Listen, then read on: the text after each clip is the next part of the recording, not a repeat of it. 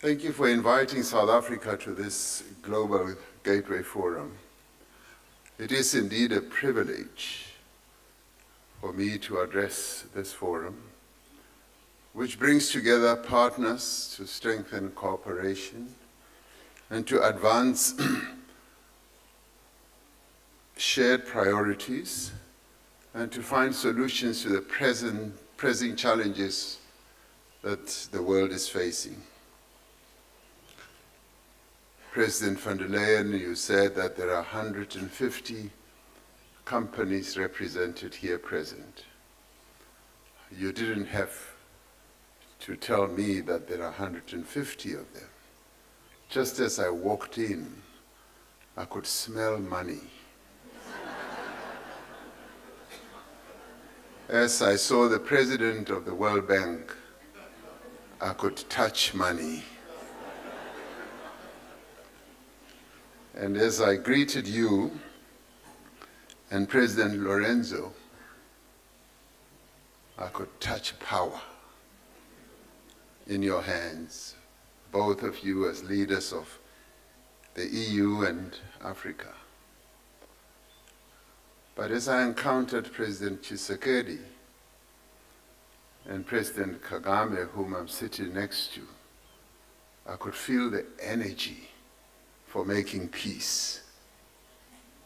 So I'm in a good place.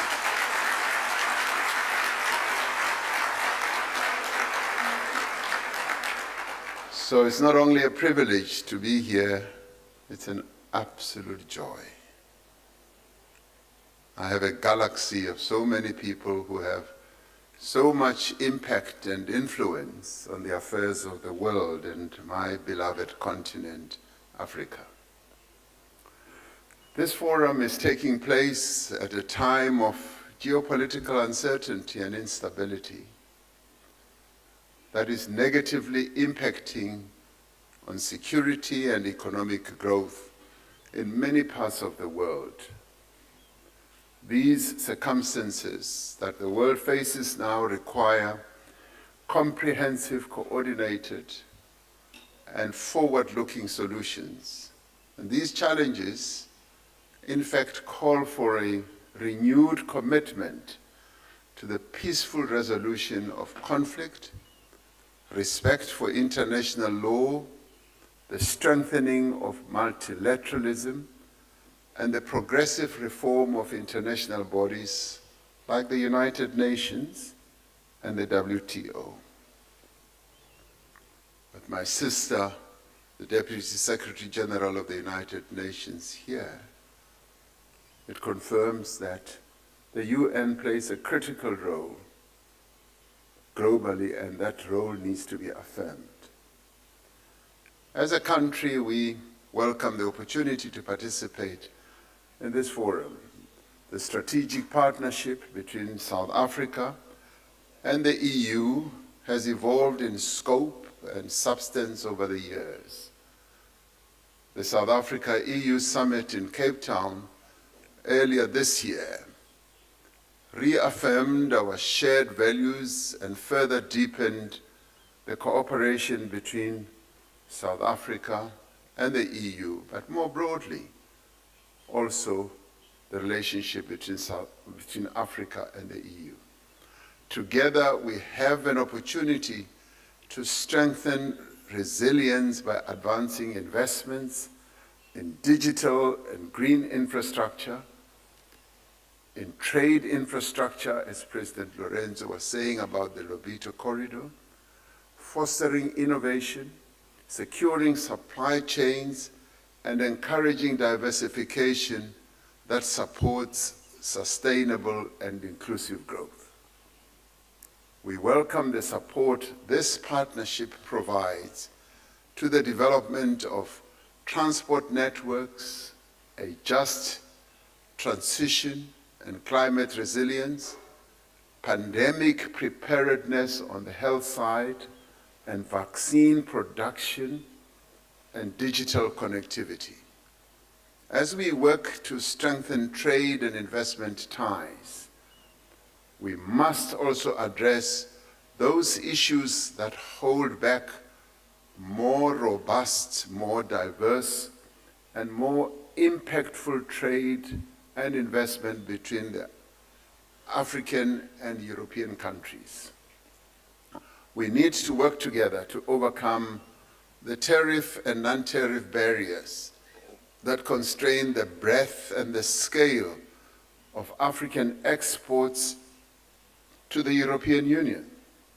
We must use investment and trade as effective tools and instruments to foster industrialization on the African continent.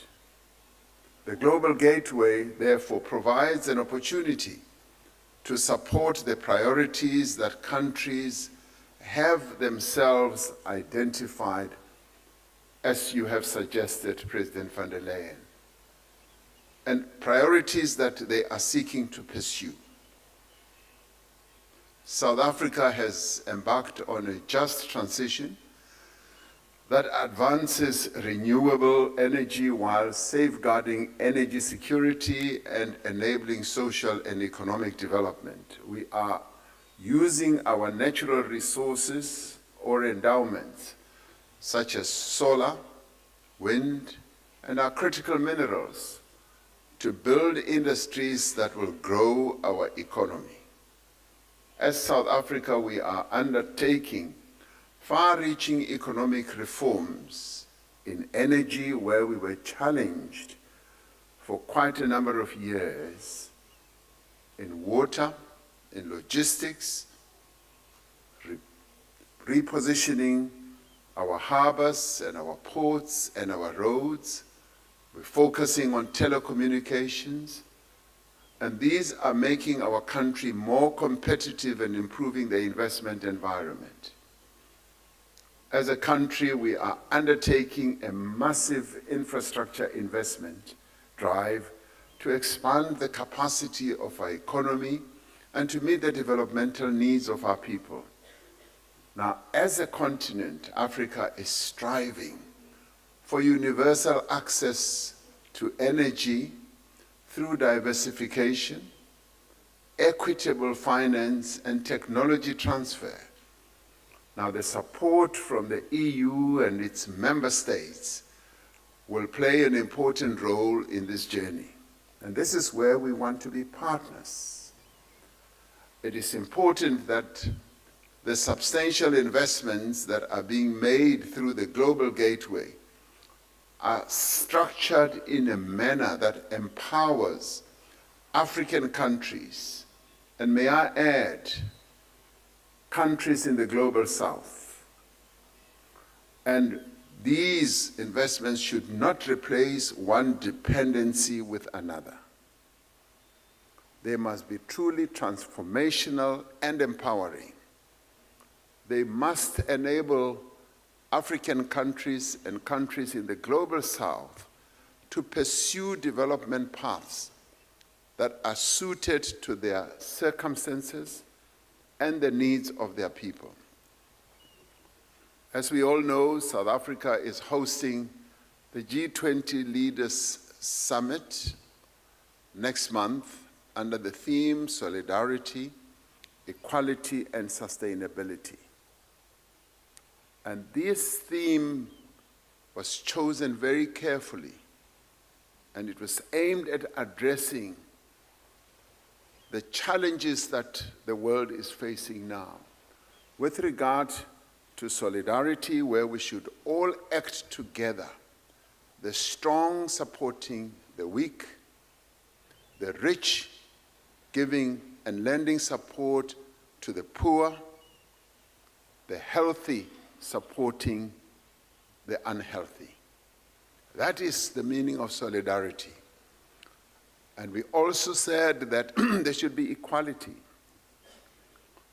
The world needs more equality and inclusion rather than leaving others behind.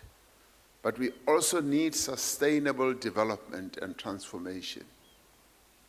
With around 100 of the 132 official meetings having been held since we took over the presidency of the G20 from Brazil, South Africa is well on its way in preparations towards hosting what I would call a very successful G20 summit for the first time on African soil. We welcome the support of the European Union and other countries for our G20 priorities to address the many challenges that developing economy countries are facing. Many developing economy countries face unsustainable debt burdens. A key issue for the G20 must be to develop solutions to address the debt burden that holds back the growth and the development of many of those countries, especially in Africa and in the global south. We need further measures to ensure that there is fair and equitable access to finance and debt sustainability so that these countries can meet the needs of their people and realize their potential.